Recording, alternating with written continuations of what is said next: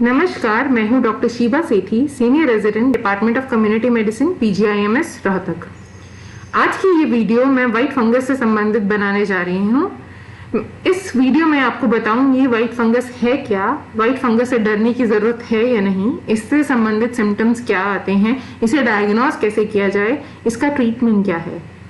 Black fungus तो काफी समय से चर्चा में है ही, बट जब से पटना में 4 केसेस व्हाइट फंगस के रिपोर्ट हुए हैं, न्यूज में व्हाइट फंगस की चर्चा भी काफी बढ़ गई है। तो जानते हैं व्हाइट फंगस है क्या। व्हाइट फंगस पहले तो कोई नई इन्फेक्शन नहीं है। व्हाइट फंगस जो कि जिसका साइंटिफिक नेम है कैंडिडा, एक कॉमन फंगल इन्फेक्शन है। कैंडिडा एक ऐसा फंगस है जो कि नॉर्मली हमारी स्किन में, माउथ में, थ्रोट में और विजाइना में पाया जाता है। अगर किसी व्यक्ति की इम्यूनिटी लो है, कोई इम्यूनो कॉम्प्रोमाइज्ड है, जिसकी रोग प्रतिरोधक क्षमता जो है वो कम है, जैसा कि मैंने पिछली वीडियो में भी बताया था, जो लोग लंबे समय से स्टेरॉइड्स ले रहे हैं या कैंसर का ट्रीटमेंट कीमोथेरेपी ले रहे हैं या कोई इम्यूनोसप्रेसिव एजेंट काफी समय से कंज्यूम कर रहे हैं या लंबे समय से कोई ऐसी दवा ले रहे हैं जिससे इम्यूनिटी कम होती हो, ऐसे लोगों में जब उनकी इम्यूनिटी कम हो जाती है तो कोई भी किसी भी प्रकार की इन्फेक्शन के होने के चांसेस बढ़ जाते हैं। उसी प्रकार कैंडिडा एक ऐसा फंगल इन्फेक्शन है जो लो इम्यूनिटी वाले लोगों को जल्दी अटैक करता है। तो जनरली जैसा कि मैंने आपको बताया कि ये स्किन, माउथ, थ्रोट और वेजाइना में पाया जाता है। अगर कोई इम्यूनो कॉम्प्रोमाइज्ड हो तो ये कैंडिडा जो है ये मल्टीप्लाई कर सकता है, ये ग्रो कर सकता है और बाकी ऑर्गन्स को भी इन्वॉल्व कर सकता है। अब अगर ये बाकी ऑर्गन्स को इन्वॉल्व करता है तो ऑर्गन स्पेसिफिक उस ऑर्गन से संबंधित सिम्टम्स आते हैं, जैसे कि अगर ये इन्वॉल्व कर सकता है लंग्स को, ये इन्वॉल्व कर सकता है स्टमक को, ब्रेन को और different body parts, different private body parts also. तो जो हमारे सिम्टम्स हैं वो ऑर्गन स्पेसिफिक होते हैं। जैसे कि अगर मैं बात करूं, अगर ये लंग्स या फेफड़ों को इन्वॉल्व कर लेता है तो most common symptom is fever, cough, chest pain और डिफिकल्टी इन ब्रीदिंग। तो देखा जाए तो ये सारे सिम्टम्स बिल्कुल कोविड जैसे हैं।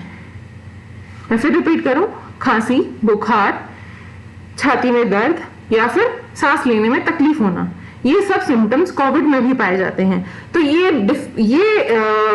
अनुमान लगाना कि पेशेंट को कोविड हुआ है या व्हाइट फंगस हुआ है, ये बहुत डिफिकल्ट हो जाता है सिम्टम्स के हिसाब से। तो इसे जांच करने के लिए, डिफरेंशिएट करने के लिए हमें आरटीपीसीआर कराना जरूरी है। अगर आरटीपीसीआर नेगेटिव है, सीटी स्कैन कराएंगे। इसकी अगर एचआरसीटी में हम फाइंडिंग्स देखने की कोशिश करें तो दोनों की फाइंडिंग्स, कोविड की और व्हाइट फंगस की फाइंडिंग्स ऑलमोस्ट सिमिलर होती हैं। तो हम सीटी स्कैन से व्हाइट फंगस को और कोविड को डिफरेंशिएट नहीं कर सकते। अच्छा, अब हम जानते हैं कि अगर ये फंगस हमारे डिफरेंट बॉडी पार्ट्स को इन्वॉल्व कर ले तो किस प्रकार के सिम्टम्स प्रोड्यूस होते हैं।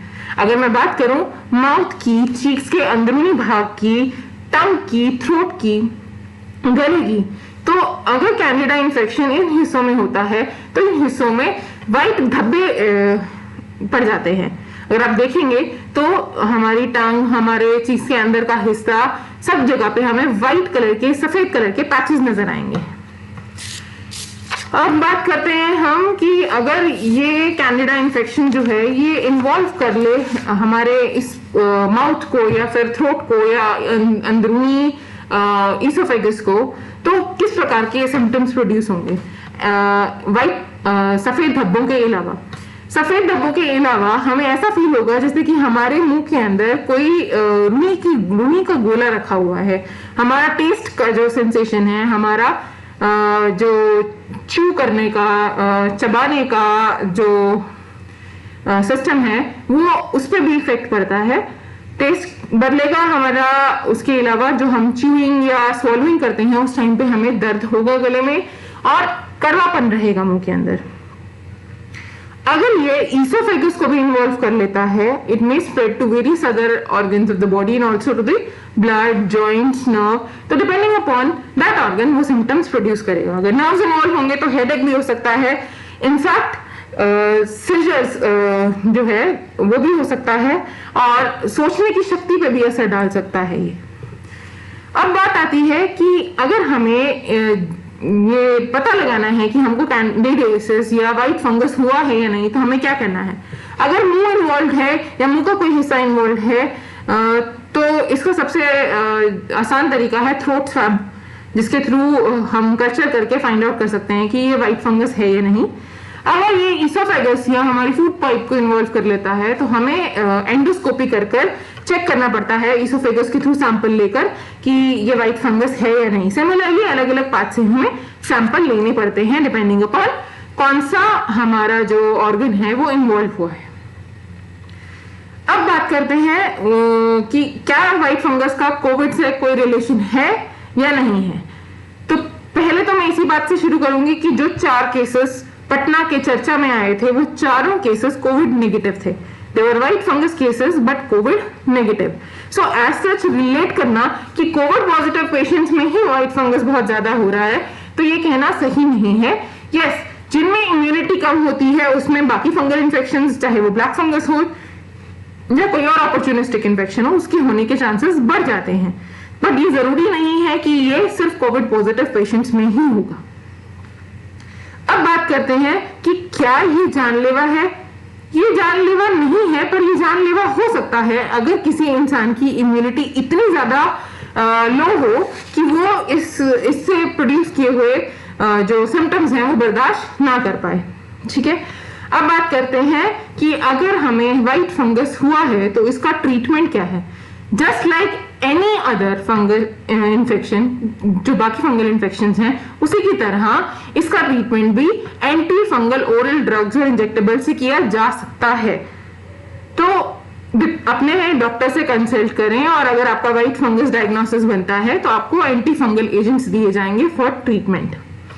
अब बात करते हैं कि व्हाइट फंगस और कोविड को जो कोरिलेट किया जा रहा है, क्या इसे सिर्फ कोविड से ही संबंधित माना जाए और कोविड से रिलेट ही कोविड वाले पेशेंट्स को ही टेस्ट कराने की जरूरत है व्हाइट फंगस के लिए।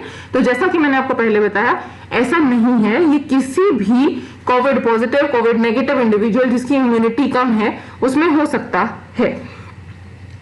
अब मैं आपके लिए सामने लाऊंगी कुछ टिप्स कि आप कैसे बचे रहें किसी भी प्रकार की फंगल इन्फेक्शन से, चाहे आप कोविड पॉजिटिव हैं या कोविड नेगेटिव हैं। एज सेड अर्लियर ऑल्सो, बार बार यही बात कही जाती है, कुछ भी हो जाए आपको अपना कोविड एप्रोप्रिएट बिहेवियर रखना है। जैसे कि मास्क पहनना, हो सके तो हेड कैप पहने, हो सके तो अपने बार बार हाथ धोएं, बाहर जाएं तो किसी से बात करें तो 2 गज की दूरी रखें। ये कोविड एप्रोप्रिएट बिहेवियर आपको अपनाना ही होगा। और जल्द से जल्द जाकर अपनी वैक्सीन लगवाएं। अब तो 18 to 44 ईयर्स तक के लोगों को वैक्सीन अवेलेबल है, तो जल्द से जल्द जाकर अपनी वैक्सीन लगवाएं। अब मैं बात करूंगी एक और इम्पोर्टेंट पॉइंट के ऊपर। जैसा कि हमने कहा कि जो इम्यूनो कॉम्प्रोमाइज्ड लोग हैं उनको ये इस व्हाइट फंगस इन्फेक्शन के होने के चांसेस ज्यादा हैं। तो जो स्टेरॉइड्स लगातार ले रहे हैं या ऑक्सीजन थेरेपी ज्यादा ले रहे हैं, जैसा कि ब्लैक फंगस में भी हमने देखा, उनमें फंगल इन्फेक्शन के चांसेस ज्यादा थे। तो ऐसे लोगों को जो स्टेरॉइड्स ले रहे हैं, मान लो जो कि भाप के थ्रू स्टेरॉइड्स ले रहे हैं, इनहेलेशनल स्टेरॉइड्स ले रहे हैं, उनके पास ऑप्शन है कि वो स्टेरॉइड्स लेने के बाद अपना माउथ वॉश यूज कर या फिर गार्गल्स कर सकते हैं इमीडिएटली आफ्टर टेकिंग स्टेरॉइड्स, और ब्रश कर सकते हैं आफ्टर डूइंग दैट। जितना हो सके अपने प्रिकॉशंस लीजिए। सो आई गेस थोड़ा बहुत इंफॉर्मेशन मैं आपको व्हाइट फंगस के बारे में दे पाई। For more queries you can comment below the video and I'll come back with the solutions to your problems. Thank you.